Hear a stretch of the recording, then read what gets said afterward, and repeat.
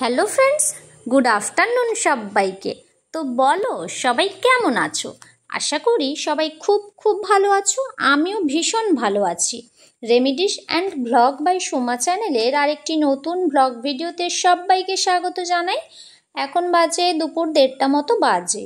আজকের ব্লগটা আমি এখন থেকেই শুরু করছি। তো সবাই মিলে রেডি সেডি হয়ে বেরিয়ে পড়ছি, আর টোটোতে বসে মানে এত হাসাহাসি করছি আমরা সবাই মিলে, দাঁতগুলো আমাদের খুলেই পড়ে যাবে এইবার মনে হচ্ছে। তারপরে মাঝখানে দুই দিদার মাঝখানে বসিয়ে দেওয়া হয়েছিল আমাদের অভিকে। ও বেচারি তো একদম চ্যাপটা হয়েই যাচ্ছে। ওকে দেখেই তোমরা বুঝতে পারছো যে টোটোতে আমাদের জায়গা নেই, তাও আমরা জোর জবরদস্তি করে উঠে পড়েছি যেন। তো যাই হোক, আমাদের বাড়ির রাস্তা দিয়ে পেরিয়ে মেন লাইনের দিকে চলে এসেছি। আমরা এখন যাচ্ছি গৌরাঙ্গ মহোৎসবে, এবং সেখানে পুজো হচ্ছে সেটা দেখার জন্য। আর আজকে ভীষণ রোদ, এত রোদ যে তাকানোই যাচ্ছে না। প্রচুর গরমও পড়েছে এখন। তো তোমাদের বাড়ির দিকে কেমন গরম সেটাও তোমরা কিন্তু আমাকে জানিও। তারপর আমি ছাতা মাথায় দিয়ে কিছুটা পথ আমাদের হাঁটতে হতো। টোটো স্ট্যান্ডে টোটোটা রেখে আমরা কিছুক্ষণ হাঁটলাম। কিছুক্ষণ বলতে কি 1 মিনিট মতো, বেশিও না। ছাতা মাথায় দিয়ে হাঁটাহাঁটি শুরু করে দিলাম সবাই মিলে। তারপরে পৌঁছে গেলাম। তারপরে এখানে পুজো হচ্ছিল, আর পেছনে যে মন্দিরটা দেখতে পাচ্ছ ওটা হলো শিব মন্দির। তো চৈত্র মাসে যখন শিবের মাথায় জল দেওয়া হয়, তো মা এখানে এই জায়গাটাতে আসে শিব বাবার মাথায় জল ঢালতে। তারপরে এই যে প্যান্ডেলটা দেখতে পাচ্ছ, আর মন্দিরটাও খুব সুন্দর করে সাজানো হয়েছে, ভীষণ সুন্দর লাগছে। দুইজন কাকিমা এখানে সামনে বসে আছে, গল্প করছে। আমি মা পাশাপাশি বসে আছি, আর পাশে রয়েছে পাশের বাড়ির কাকিমারা। খুব সুন্দর পরিবেশ, খুব শান্ত। আর গরম হলেও কি বলতো, হাওয়া আছে, সে কারণে খুব একটা সমস্যা হচ্ছে না। ভীষণ ভালো লাগছে আমাদের এখানে এসে।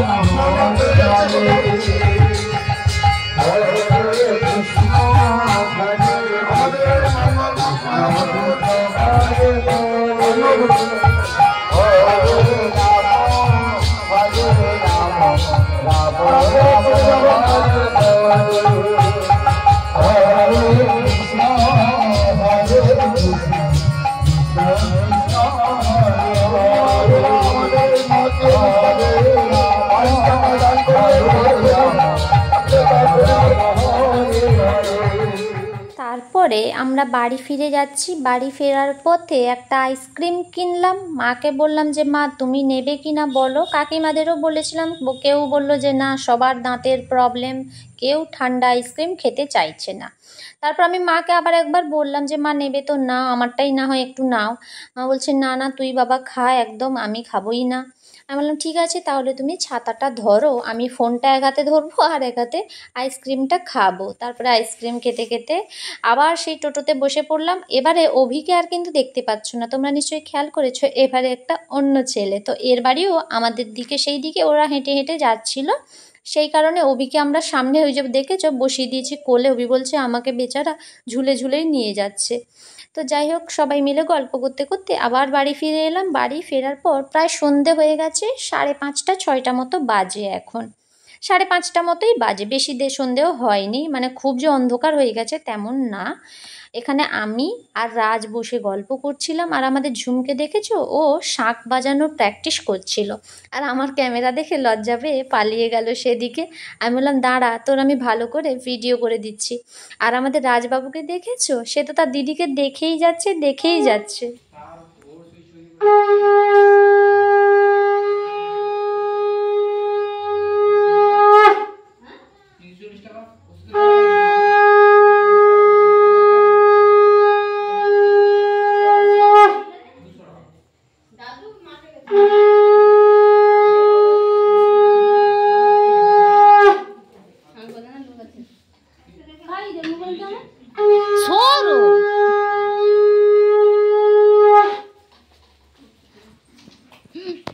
তারপরে ফাল্গুনি আমাকে ফোন করলো, আমার বান্ধবী, যে আজকে তো রথের মেলা, তো চল সবাই মিলে একটু রথ দেখে আসি। তো অনেকজন বান্ধবীকেই বলা হয়েছিল, তেমন কেউ আসেনি। আমি আর ফাল্গুনি দুইজন মিলেই এলাম।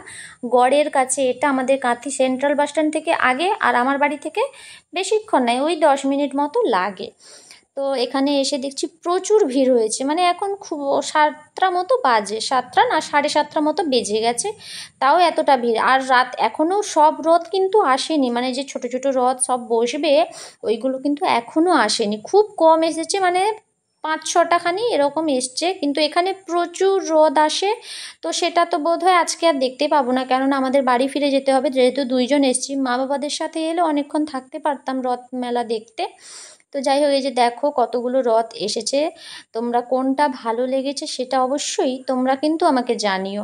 আর আমাদের কনকপুর থেকেও একটা রথ গেছে, সেটা আমি মানে প্রথম তো জানতাম না যে আমাদের কনকপুর থেকে ওটা গেছে, কেননা কনকপুরে কোথায় কার বাড়ি সবটা তো আমার জানা সম্ভব নয়। তারপরে যখন ওখানে লেখা আছে দেখলাম যে ওটা কনকপুর থেকে আসা হয়েছে, তারপর ওদের সাথে একটু কথা বললাম দাঁড়িয়ে।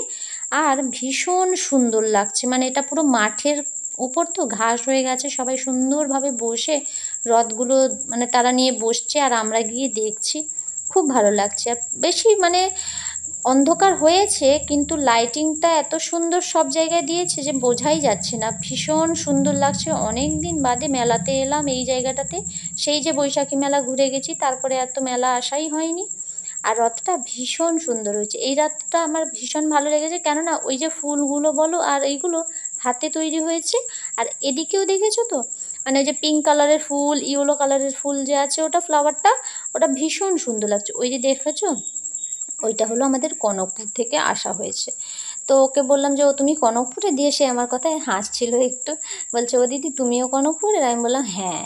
তারপরে চলে এলাম এই যে বাচ্চাদের একটু নাগরদোলা দেখতে, আমরা তো আর এখানে চড়তে পারবো না, আমাদের নেবেও না, বলবে তোমাদের নেওয়ার থেকে মানে হেসে হেসেই তাদের মাথা খারাপ হয়ে যাবে। তারপর এখানে ভীষণ মানে খুব ভালো লাগছিল, তাই কিছুক্ষণ দাঁড়িয়ে রয়েছিলাম এখানে, তাদের দেখছিলাম তারা কিভাবে মজা করছে।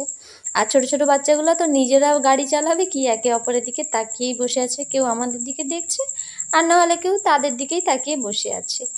তারপরে চলে এলাম মিকি মাউসের কাছে। আর এটাও আমার কোনো দিনই চড়া হয়নি, মানে ছোট থেকে এই যে এত বড় হয়ে গেছি, কোনো দিন আমি এটাতে উঠতে পারলাম না। আর এখনকার বাচ্চাদের দেখতে পেয়েছো কত সুন্দর এটাতে চড়ে মজা করছে। তারপর আমি কাকুকে গিয়ে বললাম যে আমাদেরকে কি উঠতে দেবে, মানে আমাকে আর আমার বান্ধবী ফাল্গুনিকে। বলছে না, তোমাদের এজ পেরিয়ে গেছে, তোমাদেরকে আর নেওয়া যাবে না। তারপর ওদের দাঁড়িয়ে দাঁড়িয়ে ওদেরকেই দেখছিলাম, ভীষণ ভালো লাগছিল, ওপর থেকেই যে লাফ ঝাঁপ দিয়ে নামছে, কি যে ভালো লাগছে, মানে আর বলবার নয়। তো যাই হোক, এটা দেখার পরে আবারও একটা জায়গায় গেলাম, রথের মেলায় যে এত ধরনের নাগরদোলা বসেছে, মানে এটাই খুব ভালো লাগছে দেখে। তোমাদের কার কার বাড়ির দিকে রথের মেলা হলো সেটা তোমরা কিন্তু আমাকে জানিও। এই যে ছোট বাচ্চা মেয়েটাকে দেখেছো পিঙ্ক কালারের ড্রেস পরেছে, ওটাকে আমার ভীষণ কিউট লেগেছে, মানে সত্যি প্রচুর কিউট। ওই মেয়েটা ওই বসে আছে সুন্দর করে জামাটা মেলে দিয়ে আর দুলছে বসে বসে আর কি। তো বন্ধুরা, আজকের ভিডিওটা কেমন লাগলো জানিও, ভালো লাগলে like comment share and subscribe করে দিও। টাটা সবাইকে, গুড নাইট।